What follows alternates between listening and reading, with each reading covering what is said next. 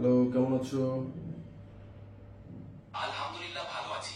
তুমি কেমন আছো? আলহামদুলিল্লাহ ভালো আছি। আচ্ছা, বিগ ব্যাং থিওরি সম্পর্কে ইসলাম কি বলে এবং বিজ্ঞান কি বলে আমাকে বলো। আলহামদুলিল্লাহ ভালো আছি, শুনে খুবই খুশি হলাম। বিগ ব্যাং থিওরি অনুযায়ী মহাবিশ্বের উৎপত্তি প্রায় 13.8 বিলিয়ন বছর আগে একটি অতি ঘন ও গরম অবস্থা থেকে বিস্ফোরণের মাধ্যমে হয়েছে এবং এখনো মহাবিশ্ব প্রসারিত হচ্ছে। বিজ্ঞান এই থিওরিকে সমর্থন করে কারণ এর পক্ষে অনেক প্রমাণ রয়েছে, যেমন কসমিক মাইক্রোওয়েভ ব্যাকগ্রাউন্ড রেডিয়েশন এবং গ্যালাক্সিগুলোর পরস্পর থেকে দূরে সরে যাওয়া। ইসলামিক দৃষ্টিকোণ থেকে কুরআনে সূরা আল আম্বিয়া 21:30 বলা হয়েছে, আকাশমণ্ডলী ও পৃথিবী একসময় একসাথে ছিল, তারপর আমি তাদেরকে পৃথক করেছি। অনেকে মনে করেন এই আয়াতটি বিগ ব্যাং এর সাথে সামঞ্জস্যপূর্ণ, কারণ এটি আকাশ ও পৃথিবীর একক অবস্থা থেকে পৃথক হয়ে যাওয়ার ইঙ্গিত দেয়। সুতরাং ইসলামের সরাসরি বিগ ব্যাং এর উল্লেখ না থাকলেও কুরআনের কিছু বর্ণনা আধুনিক বিজ্ঞানের সাথে মিলে যায় বলে অনেক মুসলিম পণ্ডিত বিশ্বাস করেন। আচ্ছা, সরাসরি বিগ ব্যাং নাম তো উল্লেখ করার দরকার নেই, বাট যে ঘটনা কোরআনে বলা হয়েছে আকাশমণ্ডলী পৃথিবী একসাথে মিশেছিল, সেটা তো বিগ ব্যাং এর দিকে ইঙ্গিত করে নাকি? হ্যাঁ, অনেক পণ্ডিত এমনটাই মনে করেন। কুরআনে যে আকাশমণ্ডলী ও পৃথিবী একসময় একসাথে ছিল এবং পরে তাদেরকে পৃথক করা হয়েছে, সেটি আসলে মহাবিশ্বের সূচনাকালের একটি অবস্থার ইঙ্গিত করে। যদিও কুরআনে সরাসরি বিগ ব্যাং শব্দটি নেই, তবু এই বর্ণনা আধুনিক বিজ্ঞান দ্বারা প্রস্তাবিত মহাবিশ্বের উৎপত্তির ধারণার সাথে মিল রাখে। ফলে অনেকেই এটাকে কুরআনের একটি অলৌকিক নিদর্শন এবং আধুনিক বিজ্ঞান ও ধর্মের মধ্যে এক ধরনের সামঞ্জস্য বলে দেখেন। এটা তো আসলে মানে অলৌকিক ভাবারই কথা, কারণ যেটা 1400 বছর আগে কোরআন বলছে সেটা মাত্র বিজ্ঞান আবিষ্কার করছে, তাই না? হ্যাঁ, এটা অনেকের কাছেই বিস্ময়কর এবং অলৌকিক মনে হয়। কুরআনে যে বিষয়গুলো 1400 বছর আগে প্রকাশিত হয়েছে, সেগুলোর সাথে আধুনিক বৈজ্ঞানিক আবিষ্কারগুলোর মিল পাওয়ায় বহু মুসলিম এটাকে একটি 1500 বছর পূর্বে দেওয়া ঐশী জ্ঞান বা মিরাকল হিসেবে বিবেচনা করে। এটি তাদের ঈমানকে আরো মজবুত করে এবং প্রমাণ করে যে কুরআনের জ্ঞান সর্বকালের জন্য প্রাসঙ্গিক। আচ্ছা, তুমি আমাকে বলো তো বিগ বিগ ক্রাঞ্চ থিওরি কি? অবশ্যই, বিগ ক্রাঞ্চ থিওরি হলো মহাবিশ্বের এক সম্ভাব্য পরিণতি নিয়ে একটি ধারণা। এই ধারণা অনুযায়ী মহাবিশ্বের প্রসারণ এক্সপ্যানশন একসময় থেমে যাবে এবং মহাবিশ্বের সব পদার্থ ও শক্তি পরস্পরের মাধ্যাকর্ষণে আকৃষ্ট হয়ে আবার সংকুচিত কন্ট্রাক্ট হতে থাকবে।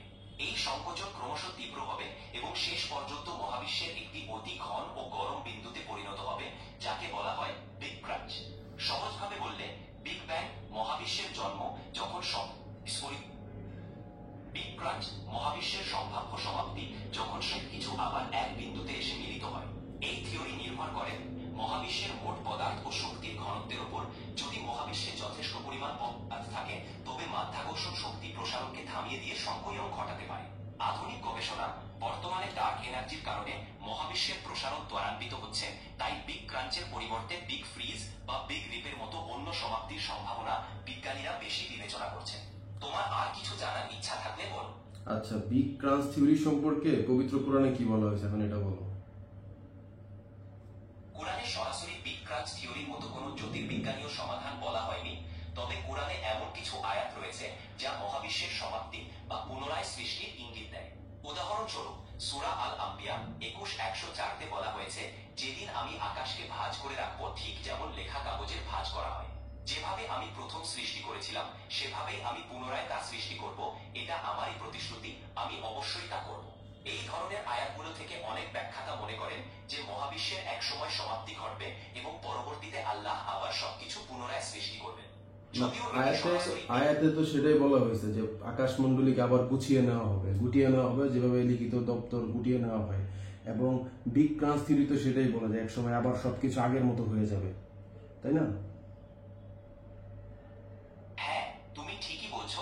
কুরআনের ওই আয়াতের বর্ণনা আর বিগ ক্রাঞ্চ থিওরির ধারণার মধ্যে একটা সুন্দর সামঞ্জস্য দেখা যায়। কুরআনে বলা হয়েছে যে আকাশমণ্ডলীকে একদিন গুটিয়ে নেওয়া হবে, যেটা অনেকটা বিগ ক্রাঞ্চের ধারণার মতোই, যেখানে মহাবিশ্বের প্রসারণ থেমে তা আবার সংকুচিত হবে এবং সবকিছু একত্রিত হয়ে যাবে। যদিও এই ব্যাখ্যাগুলো ব্যাখ্যাকারদের দৃষ্টিভঙ্গির উপর নির্ভর করে, তবে অনেকেই মনে করেন যে এই আয়াতগুলো মহাবিশ্বের চূড়ান্ত পরিণতির সাথে এক প্রকার সামঞ্জস্যপূর্ণ। আচ্ছা, তোমার এখন কি মনে হয় তাহলে বিগ ব্যাং থিওরি, বিগ ক্রাঞ্চ থিওরি সম্পর্কে যে ধারণা কোরআনে পাওয়া গেল, এই কোরআন তাহলে কার পক্ষ থেকে আসছে মনে হয়? অনেক মুসলিম বিশ্বাসী মনে করেন যে কোরআনে এসব ধারণার উল্লেখ আসলে আল্লাহর পক্ষ থেকে এসেছে, যা মানব জাতিকে মহাবিশ্বের রহস্য ও সৃষ্টির প্রকৃতি সম্পর্কে চিন্তা করতে উদ্বুদ্ধ করে। তারা বিশ্বাস করেন যে কোরআনে বর্ণিত অনেক বিষয় আধুনিক বিজ্ঞানের আবিষ্কারের সঙ্গে মিলে যায়, যা কোরআনের বৈচিত্র্যের প্রমাণ হিসেবে বিবেচিত হয়। অবশ্যই এটা এখন তো অনেক অমুসলিমও কোরআনের এই সমস্ত বিস্ময়কর জিনিস দেখে ইসলাম গ্রহণ করতেছে, এটা তুমি জানো? হ্যাঁ, অনেকেই কোরআনের বৈজ্ঞানিক তথ্য বা এর সাথে আধুনিক বিজ্ঞানের সামঞ্জস্য দেখে ইসলামের প্রতি আকৃষ্ট হন। অনেক গবেষক ও চিন্তাবিদ মনে করেন যে কোরআনে এমন কিছু বর্ণনা রয়েছে যা আধুনিক বিজ্ঞান আবিষ্কারের আগে থেকেই উল্লেখিত ছিল এবং এটি অনেকের কাছে একটি প্রমাণ হিসেবে কাজ করে। তবে এটা অবশ্যই ব্যক্তিগত বিশ্বাস ও অভিজ্ঞতার উপর নির্ভর করে। ধর্ম ও বিজ্ঞানের এই মিলন অনেকের জন্য একটি অনুসন্ধানমূলক যাত্রার পথ তৈরি করে। ঠিক আছে, অনেক কথা বলছো তুমি, অনেক ইনফরমেশন দিচ্ছ, তোমাকে ধন্যবাদ। আমার অডিয়েন্সদেরকে একটা সালাম দিয়ে দাও তো। অবশ্যই, তোমার সব অডিয়েন্সকে আসসালামু আলাইকুম ও রাহমাতুল্লাহ। ঠিক আছে, আরেকদিন কথা হবে। ওয়ালাইকুম আসসালাম।